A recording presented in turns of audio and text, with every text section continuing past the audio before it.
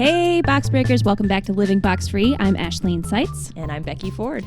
And we are talking about a topic today that was suggested to us. I'm super excited. Every once in a while, we get suggestions from you guys on topics or series, which keep them coming, please. That's helpful. We want to know what you want to talk about.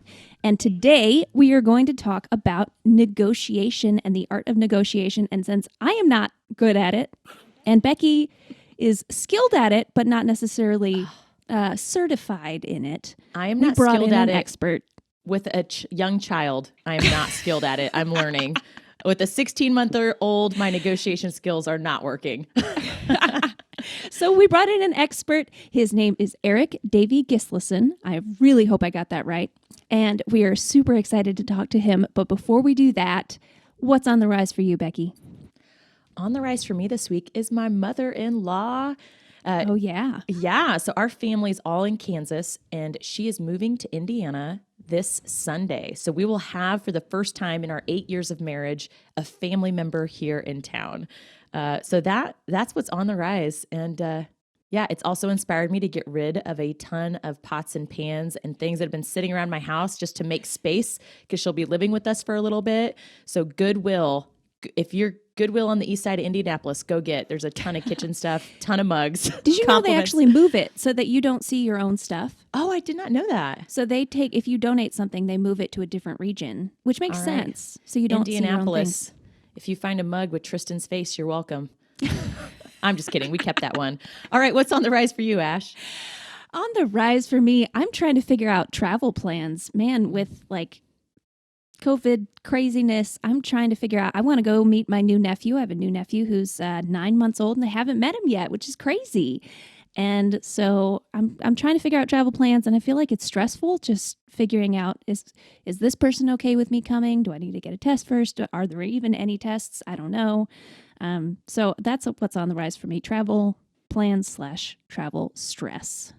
And Eirik, I know we'll introduce you, or Becky's going to introduce you in just a minute, but before that, love to hear what's on the rise for you this week. Yeah, well, thank you for having me in advance. I'll wait to officially thank you, but it's really great to be here, and it's been hard to sit here for just the last minute to think.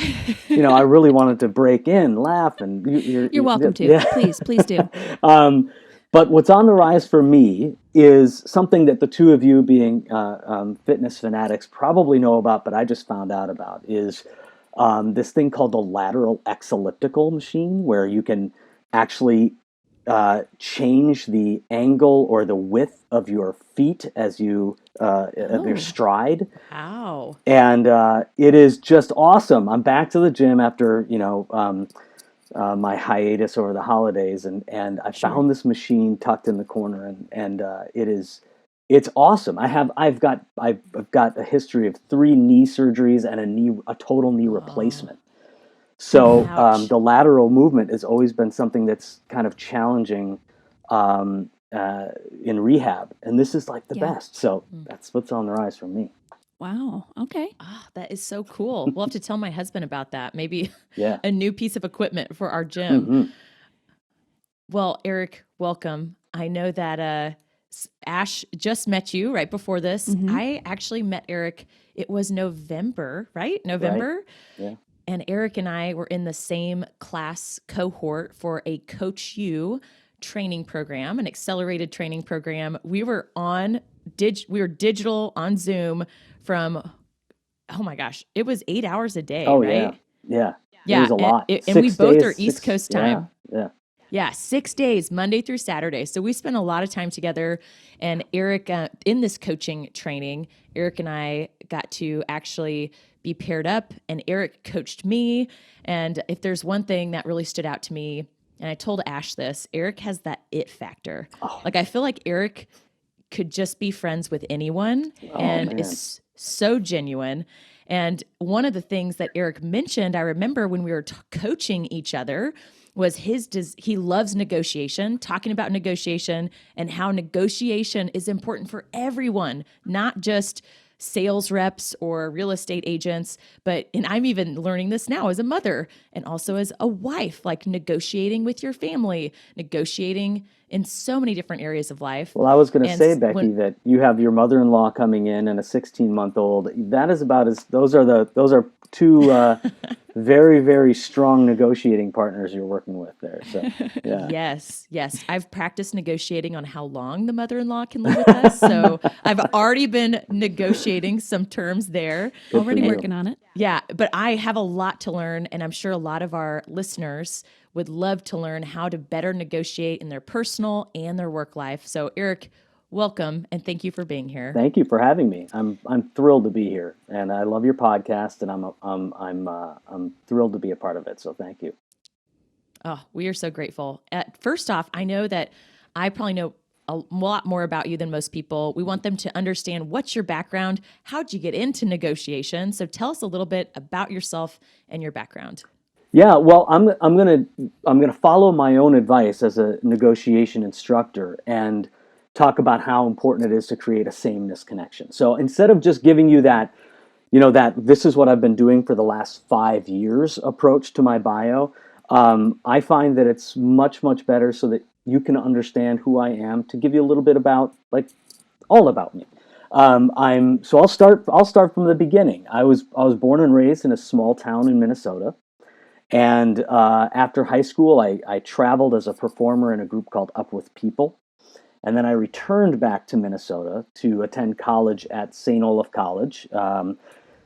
Rest in peace, Betty White. But St. Olaf College was where I went to college. And I majored in speech theater and economics. And so I was a theater major and decided to pursue that after college. So I started a theater company and did theater in Minneapolis, Minnesota for a couple of years after college, and then moved to New York to pursue my dream as a Broadway actor.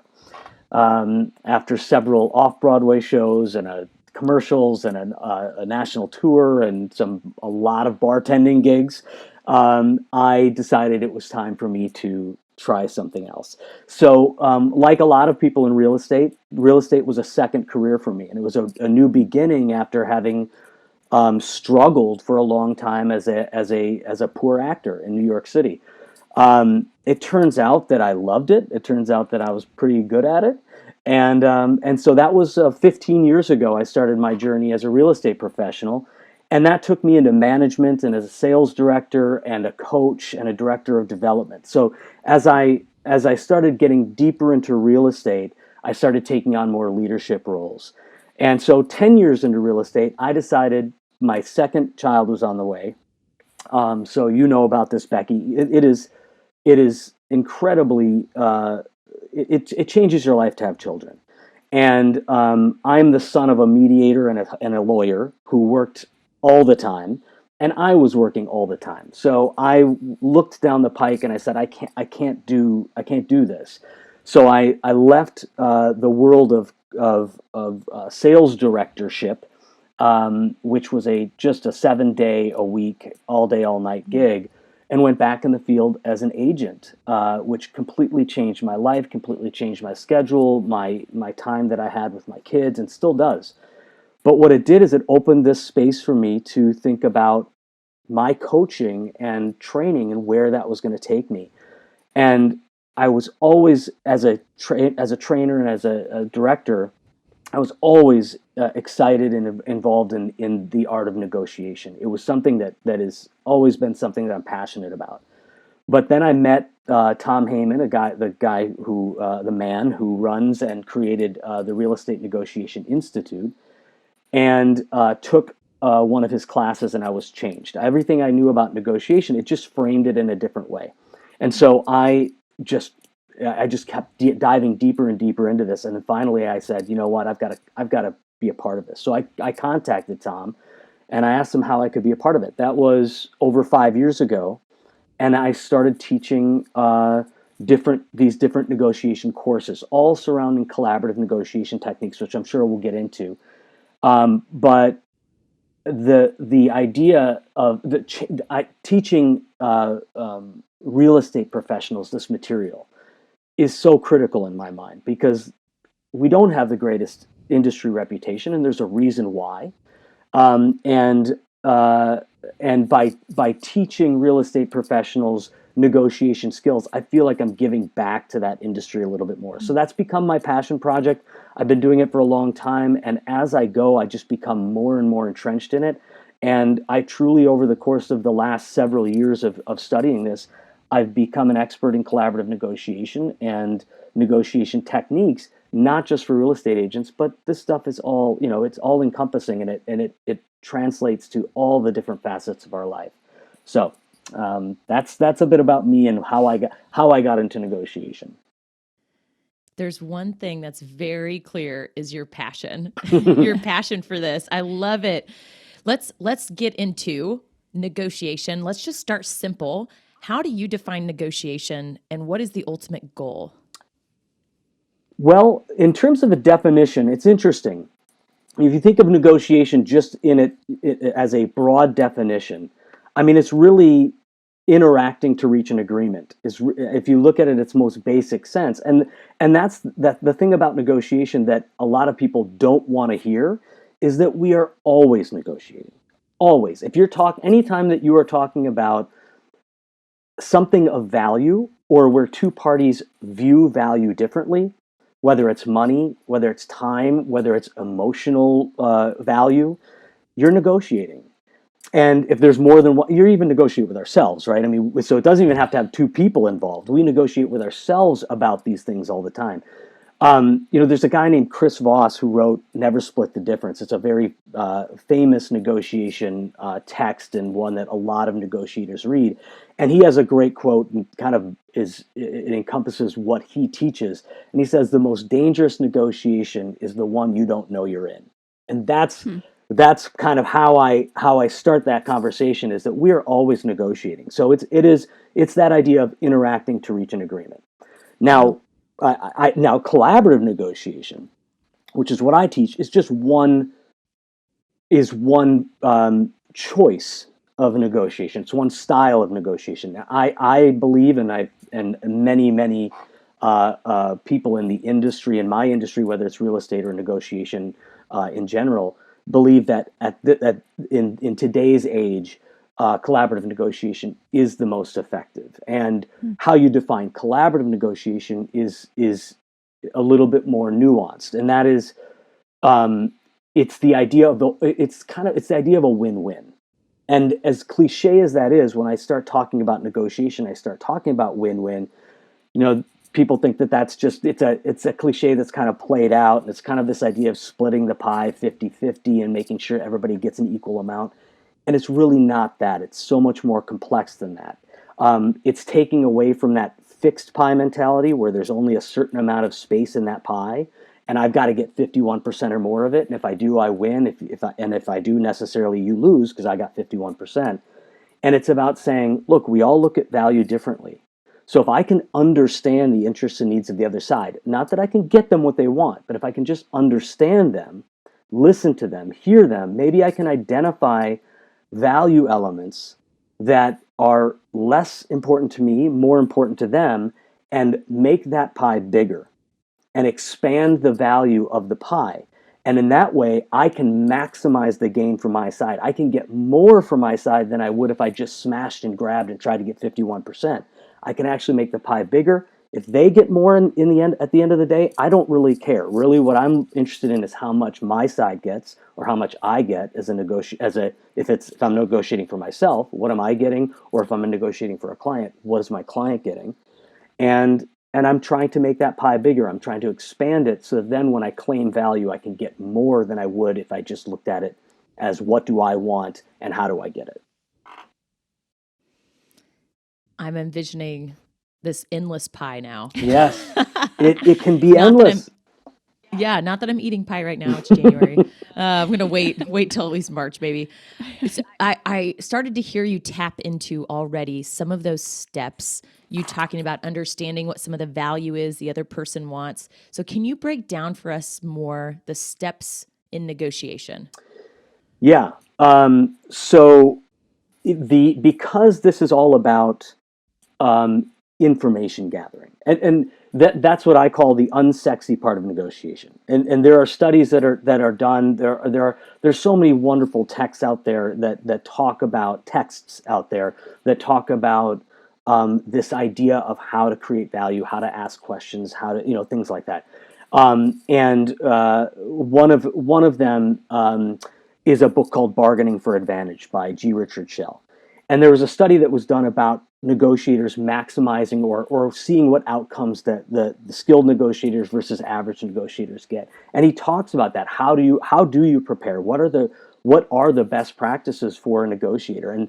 And because we are talking about integrative negotiating and taking the other side's interests and at least understanding them, we want to prepare. We want to make sure that we understand our goals, that we're organized. So that's the first step, to prepare, to plan, to organize. If I'm negotiating on behalf of a client, so let's say that I'm not negotiating for me, I'm negotiating as a real estate professional on behalf of my client. I need to know who my client is. I need to really sit down with them and not only understand what's of value to them, what are their interests, or what interests them, what do they want, what do they need, what are their must-haves, what's on their bucket list. I also need to know what is their experience. What are the things that, from an emotional standpoint, might cloud their vision, so to speak, or make them take what we call stands. And you talk about this as well, but that idea of taking a stand or taking a position that is really more a way to protect yourself so that you're not taken advantage of, rather than the actual area of concern that you're dealing with or the thing that's driving that stand. So when you really understand your client and build trust with your client, they're going to be more honest with you about what those areas of concern are, and then you're going to be much more able to persuade them not to do what you want to do, but to do what is give them choices that will allow them to do what's in their own interest. So, persuasion is another facet of negotiation, and sometimes it's synonymous with negotiation. But that idea of persuasion, of getting someone to see it your way, so to speak, is very important. And we don't do it as a way to manipulate our client, or as negotiators, we shouldn't do it as a way to manipulate our client. But we have to be in a position to persuade them in order to help them make the right decision. So getting them past that stand, understanding your client, really, really building that trust and rapport with them at the beginning is the first step. And then go ahead. Can I share a quick example? Yeah. Oh, I have this stand concept. In March of 2020, I bought a new car because I had a 2-door car and we were about to have a baby. And my husband did not want a Toyota. And you know why? Because all my parents had was Toyota. And he thought of my old parents. And he thought, oh no, we can't get Toyotas. Those aren't cool. And it was very similar where it was just a stand, but not based on any of the logistics or practical side. So we went and we looked at Chevy and Ford and all these different models. Then we went to Toyota, and man, that Toyota sales rep, he shared the value of that vehicle and compared it to the others. And now I have a RAV4 Toyota. So, but it was very similar. At first I was like, well, there's no way I'm getting a Toyota, because that is like this old person car in my husband's mind. And so we went through that process. So without even realizing it, I'm like, oh my gosh, that is what was occurring when we were shopping for a new car. And that's amazing, because we all do that, right? We all, and what's important about where you got with Tristan and with that example is that you were able to get, whether he was able to relay that to you or to articulate that, or whether it was something through conversation you found out, you got to the area of concern. You got beyond the stand where the positional bargaining is, I'm never going to get a Toyota. And you say, well, why not? Toyotas are great. We should consider a Toyota. Well, I'm not getting a Toyota. Well, we should consider, and you just go back and forth. And you can do that all day long until you say, you know what? Can you help me understand what it is about a Toyota that's really concerning you? Or what is it about a Toyota that you don't like? Or if we were to make a list of the things about a Toyota that you do like or that you've heard that are great, and those things you don't like, what would that list look like? how and what questions are big, and we'll probably get to that later. But how and what questions are always big in trying to figure out that area of concern, or any, try to delve down as someone asking questions. And when that person comes back and says, well, yeah, because my parents had one. Now, once you understand the area of concern, you go, okay, instead of that being irrational or crazy or stupid or whatever the term you want to put, the label you want to put on it, if you acknowledge that and say, oh, okay, I get it, I understand that, yeah, that could be a reason why you don't want a Toyota. That makes sense. How about this? Let's bring a third party expert in to tell you more about Toyotas and how they may have changed since the last time that you rode in one or your parents had one. And then you can, and if that after that you say, I still don't want a Toyota based on some expert advice from a third party, then great, let's move on and let's get something else. Now all of a sudden you're taking away from a positional bargaining with you and your husband, and you're saying, don't we agree that we should probably have someone who knows a little bit more about this, tell us a little bit more about this, and then we can have another conversation. So bringing in third-party experts can be a key in that respect. I love that. I think it's so challenging when it feels like the other person is being unreasonable to actually stop and ask those questions. I mean, that's the hardest part for me, to not just be like, you are being illogical right now, but to actually stop and say, okay, tell me why, in a way that isn't just like, why, that, they actually want to respond to and are willing to open up and share. I think that's the hardest part. Yeah, it is. And it's our natural reaction to take stands because it protects us.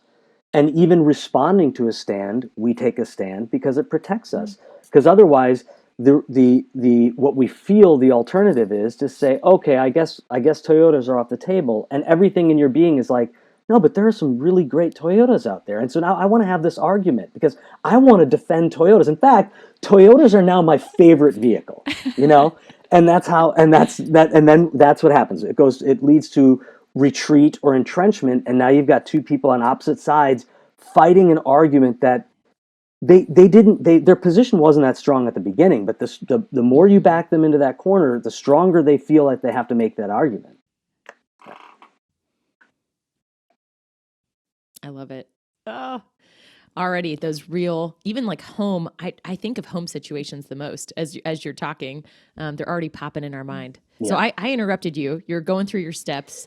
Well, yeah. So I'll continue, and please feel free to interrupt me. I am not short on words, as you probably have found out already. But I wholeheartedly accept interruptions, interjections, and I love the stories are really what bring all of this.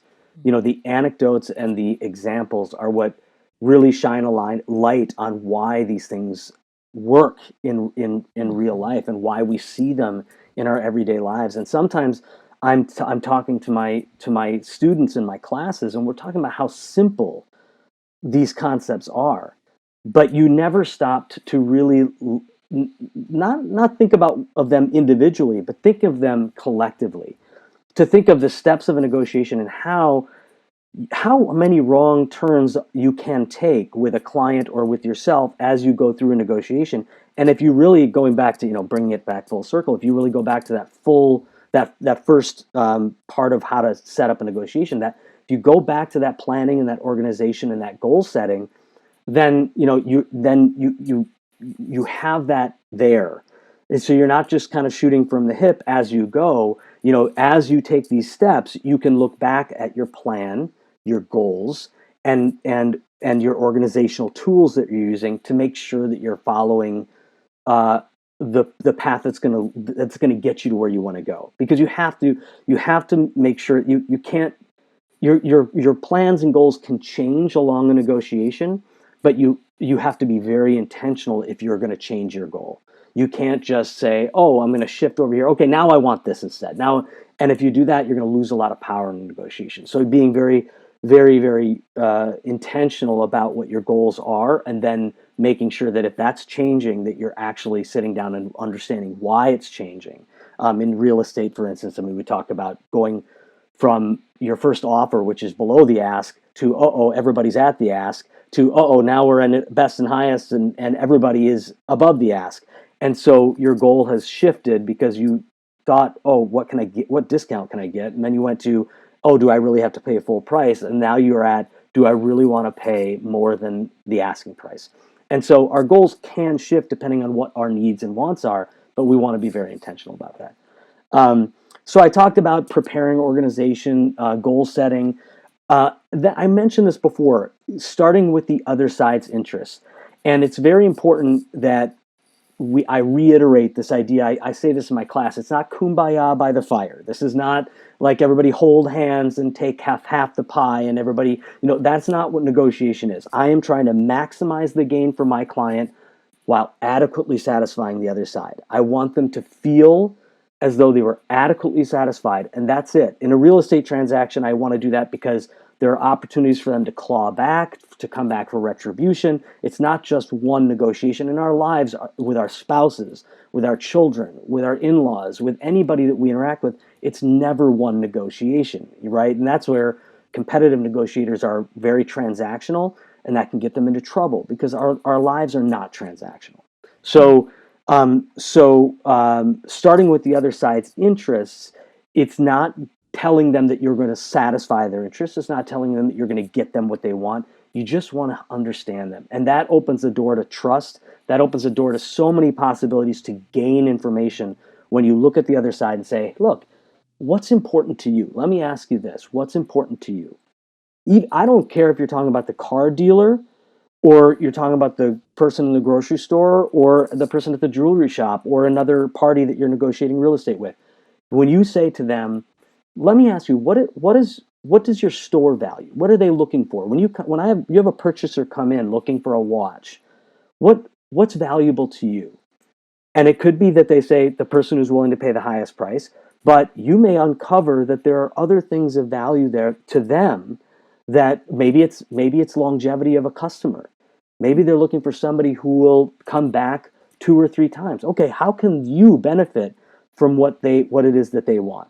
How can the fact that they want you to be a lifetime customer help you get a better price on that first watch that you're going to buy there? Are you willing to become a lifetime customer if they're willing to engage in that kind of a loyalty with you? So you might find out those things that you don't otherwise know. So starting with the other side, understanding what they want and what they potentially want, what their needs are, and then trying to see then if you can come up with those exchanges, right? If you can say, oh, in a real estate example, they want to close quickly, right? And to my client, I don't really care when they close. They're going to move from this. They don't need the proceeds of the sale for the next apartment or house or whatever it is. So they don't really care when they close. Now, if I go to the other side and I say, oh yeah, no problem. Whenever you want to close is fine because my client doesn't really care when they close. Well, I've just given up an opportunity to exchange something that has low value to me and give them something that has high value to them. If I do that, doesn't it make sense that I can ask for something of value in return, as opposed to just say, that's no big deal, don't worry about it. That's why this is not kumbaya by the fire. It's not like, oh yeah, go ahead and take it, it's not worth anything to us. I want to understand what's valuable to them. I've already lined up through planning an organization with my client what's valuable to them.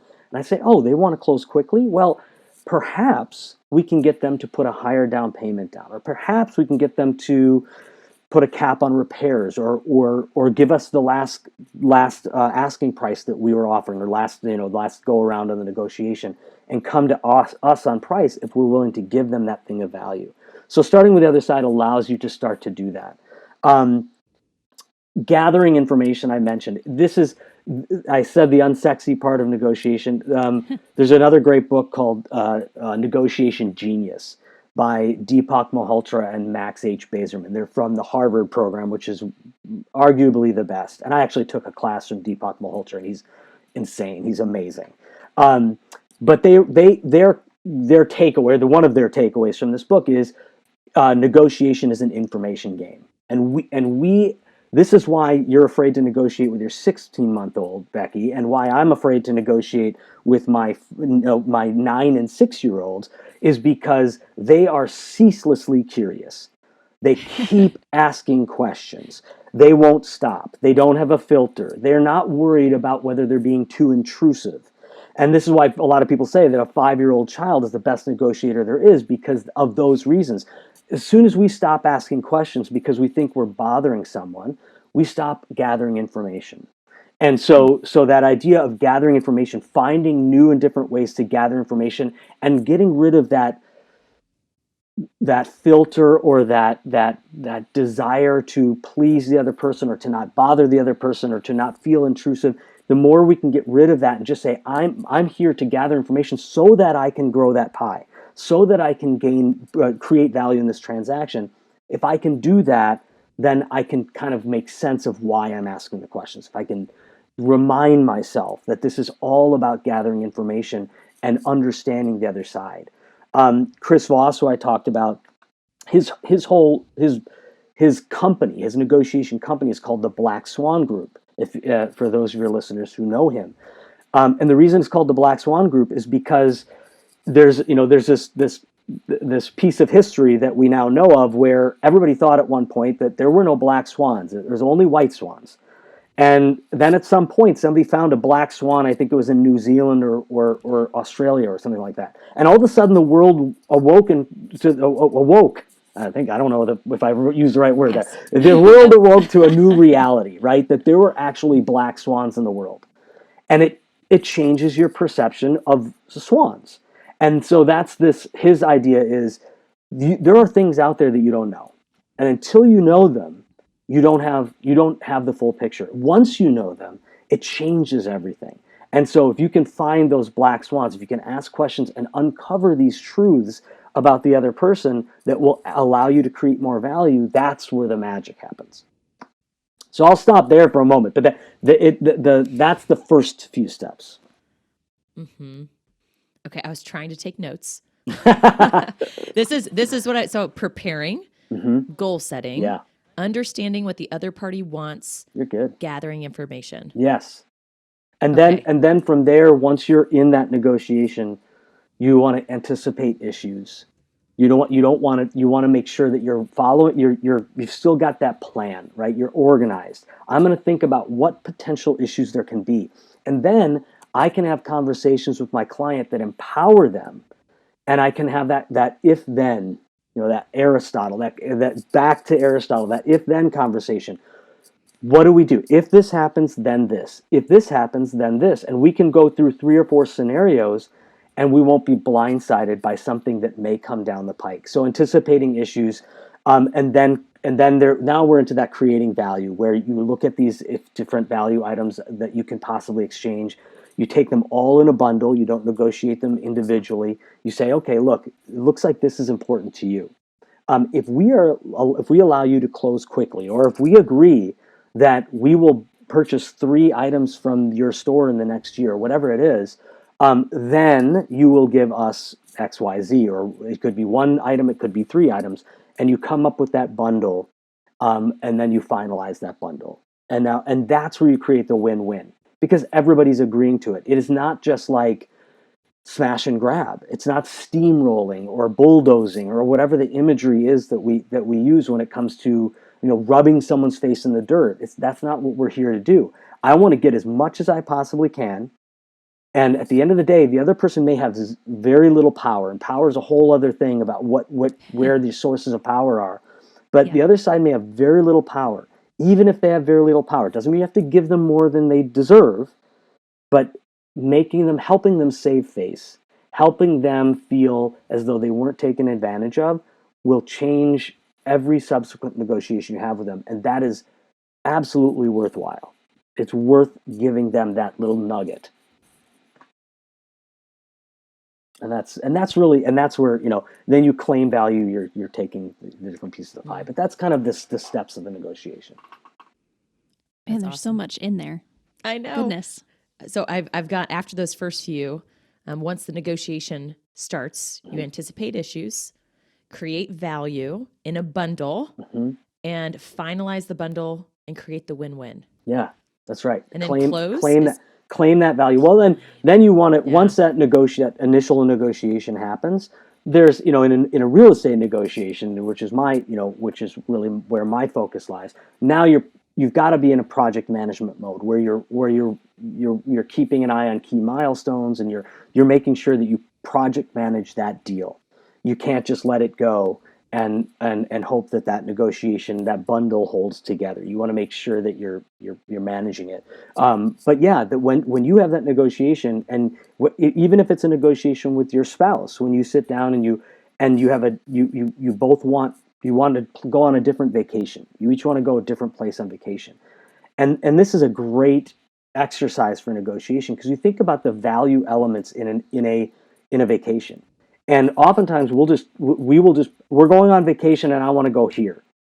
Oh no, we're going on vacation and I want to go here. I don't want to go to cold weather. I want to go to warm weather. And we narrow it down to like one or two facets of that entire vacation: weather, distance, time, whatever. And instead of thinking, does it matter to you how you get there? Whether you fly or drive. Does it matter to you where you stay? 4-star hotel or 5-star hotel or a motel? Does it matter to you what the entertainment aspects of that trip are? All the you can break down, and this is where negotiation becomes so incredibly where you get skilled in the process. You can sit down and make a list of all of those value elements, which is part of that process of preparing with your client, right? You make a list of everything that's important to them. And lo and behold, you may find out after talking to your spouse that there's a value element that you don't even have on your list, which actually means that it's probably of very little value to you because you didn't even think of it. But it may be of significant value to them. Well, there's a great exchange that could be made there, right? Mm-hmm. So when you think about all the value elements, instead of just negotiating that the broader points of the vacation, let's talk about how we're going to get there. How important that is to me, how important that is to you. Let's talk about where we're going to stay. Let's talk about the timing. Let's talk about how long we're going to stay, and then come up with a compromise that makes us both happy. And you may find that you get the hotel you want and the first class ticket that you want, but you're going to a cold weather destination rather than a warm weather destination, and you feel good about that. You feel really good about that, as opposed to just resisting going to a cold weather destination because it's all in a bundle and you get no choice in any of the other elements. That is like flashing me back to our vacation discussions this last year. It was, is there a CrossFit gym close by? Yeah. Nice hotel or Airbnb, direct flight. So it's, without even realizing it, some of those criteria of value we've already started to identify. Did you agree on those? Did you agree on those elements? You did. We did. Yep.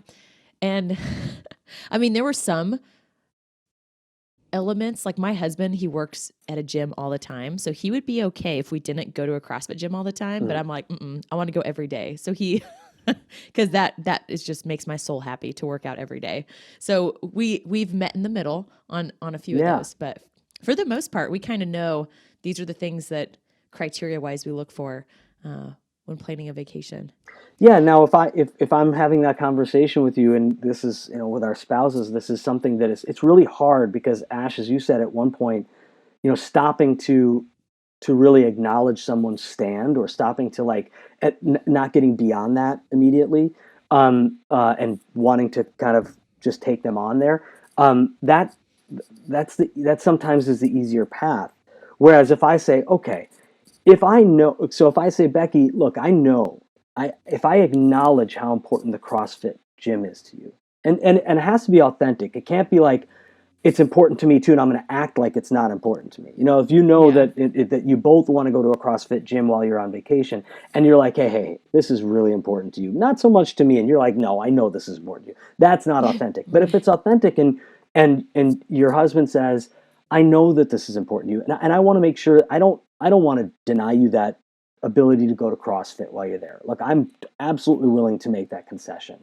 But if I'm going to make that concession, is there something that you would be willing to concede as well, in order to make sure that we're both having the best possible vacation? So you acknowledge that other person, especially in a real estate negotiation. It's not a partner. It's not a relationship, so to speak. So you're not it's a different navigation of the negotiation. But you're still looking for items of value, and in a more soft approach with the spouse, you may say, is there something that you would be willing to give up, as opposed to dictating what they give up. Whereas in a real estate negotiation, I may say, I'm willing to give you this, but this is what I want in return. Yeah. So that less transactional in the relationship negotiation. Yeah. As we get ready to come to a close, what simple tips do you have for our listeners? And let's say more specifically in that personal, I feel like we did a really good job diving into like the professional negotiation, and we've used some personal examples, but let's say personally, if I am in the heat of the moment and I realize all of a sudden I am in a negotiation with my spouse, with my roommate, with my sibling, what are some simple tips that people could follow in order to approach the situation in the best way? That's a great question, and I think that there are some similarities in all of your negotiations, whether it's personal or professional. And one of them is that idea of building trust, of taking it down from the stand and actually understanding what the other person wants. And as there's another great book I'm going to mention called Getting to Yes, which is like the seminal collaborative negotiation book by William Ury and Roger Fisher. But what they say is focus on interests, not on people, or focus on interests, not on problems. Don't focus on the behavior. Focus on what they want, and really be intentional about what they want, and be authentic. Again, I'll use that word about what it is that they want. You want to be curious, and you want to be authentic. How is it that I should understand what you want? Because that's really, really important to me. And again, you're not guaranteeing that you're going to give that person that thing, or that you can give that person that thing. But starting with the other person's interests is really, really huge. So building that trust, and then preface your questions, because you want to ask questions to your spouse, to your partner, to your friend. You want to be able to ask questions, and to soften the blow of asking those questions. You can just say, look, I'm curious. This is something that I really want to know, or I don't mean to be intrusive. Instead of assuming that you're going to be intrusive, preface your question with, I don't mean to be intrusive, or help me understand, or things that give power to the other side, things like that. Ask questions in a way that will allow them to feel good about giving you an answer. I mentioned what and how questions, like how should I understand that, or what did you mean by that, or what should I infer from the statement you said, blah blah blah blah blah. If you start asking, we want to know the why. We always talk about the why. We want to know the why, but we ask those why questions in what and how forms. The moment that we start asking someone, why did you do this, or why do you think that, they start to back away. So the way you frame your questions is really important. So thinking about what and how questions, prefacing with help me understand, ways to kind of diffuse the fact that you might be being quote unquote intrusive with them. That's going to continue that or maintain that level of trust in the negotiation. Empathetic listening, active listening skills, hearing the other person, just closing your mouth and letting them speak. Using open-ended questions and letting them talk. And we all fall into this trap, especially with our spouses. The moment that we feel like they're saying something that contradicts our beliefs or contradicts something we said, we jump right in, and we want to have that discussion right now. No, you didn't hear me right, and we cut them off. And so closing our mouth and just understanding that a person may not get it right the first time that they're saying it, and letting them speak. Letting them get it out 2 or 3 times, and then you can test for understanding. Did I hear you right when you said? I want to make sure that I heard you when you said.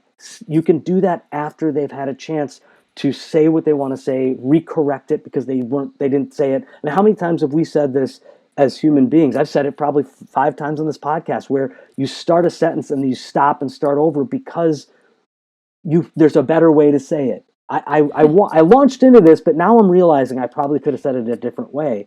And when we're given the ability to stop and start and use the word, well, you know what, I didn't mean it that way, before someone accuses us of saying something mean or hurtful, let them say, you know what, I didn't really mean it that way. Let them look at our body language and go, oh, that stung them a little bit. I'm going to take that back. And let them do that. Give them the opportunity to see your body language and take it back. So the more we can just stop and listen to each other, and this is, in professional negotiations, when people are texting and emailing and even phone conversations, when they're trying to negotiate on that low level of a medium, it can create trust gaps. So letting the other person see you and being there in person, being empathetic, watching their body language, all of that stuff is really, really helpful. You don't have, as a skilled negotiator, you don't have to argue. I mean, we all fall into this trap. I fall into this trap still. And it's hard with certain people than others. With my mother, I still find myself going stand for stand with her. Like if she says something, instead of just following my own advice, and I have this awesome relationship with my mom, but I will meet her there. I'm like, oh, really? Oh, okay, let's have that conversation. Instead of just kind of like going, okay, what does she really mean by that? And so there are certain people in our lives that it's harder for us to do it, but you don't need to argue. And if you like put that post-it on your laptop, on your wherever on your office that says, I don't have to argue. There's no, as a skilled negotiator, it never has to get into that realm, because once you're arguing, you're always fighting stand for stand. You're no longer looking at the emotional drivers or the area of concern. You are stand for stand, and you are positionally bargaining. And then I'll say one other one, and that is put yourself in the other person's shoes. We call it thinking double. Sit down and go, okay, if I were making their argument, if I were in their position, how would I view it? We think about this, about sending our kids back to school during COVID. You and your spouse have a different view on that. It's ruining your life because you can't work. Meanwhile, they're like, I don't want my kids to suffer from this virus. We all have interests. We all have needs. We all have real concerns that are driving our decision-making process. So when we sit down and say, okay, I see where you're coming from. I understand how this can be painful for you, and so I want you to know that I understand that, and I don't take that lightly. Let's look at this holistically and see if there's a way that we can find a compromise. And if that compromise means that we keep our kids home from school for another year, if that's the best choice, then that's the choice that we'll make. I am not conceding that negotiation by giving that love and respect to that other person, by saying, I hear your point, and if that ultimately is the best kaleidoscope of a deal that gets us to where we want to be, then that's what it's going to be. And I'm willing to accept that that's a potential possibility. Excellent. I love the imagery, kaleidoscope. To end. Me too. Eirik, I am fully confident we could talk about this for hours. Yes, definitely. For people who want to learn more, get more tips, where can they follow you? Well, I have a blog. So I have two blogs, actually. One of them's more real estate focused. One of them's more negotiation focused. And they both can be found at EirikGislason.com. My married name is Eirik Davey-Gislason. I still go professionally by Eirik Gislason as a licensed agent. So a lot of times you'll find me as Eirik Gislason. That's my given name. So at EirikGislason.com is where you'll find my blog. On real estate is one, and Growing the Pie, which we talked about why that's relevant. Growing the Pie is the other. And you can find me on Instagram, although I am not as social media savvy as I want to be and will be, but I am at Eirik Gislason for Instagram. Twitter, I'm at Eirik D. Gislason. And then you can find me on Facebook. I'm Eirik D. Gislason on Facebook as well. Oh, no, Eirik D. Gislason on Facebook. Awesome. And Ash, we could probably put his blog post in the podcast notes, potentially. Yeah, I can put a link. Yep, I'll put the link to his website. You send us those links and we'll make it easy. All right. Definitely. Well, this was a blast to get to talk to you, and I definitely learned a lot. Like I said, I was over here taking notes, already thinking through some life scenarios where I can apply this. So thank you for sharing your wisdom with us, Eirik. And we really appreciate you being a part of our podcast. I loved it. I appreciate the time and allowing me as you know, as you can see, I'm very passionate about the topic, and so I appreciate you giving me the opportunity to talk with you both about it. Thanks, Eirik.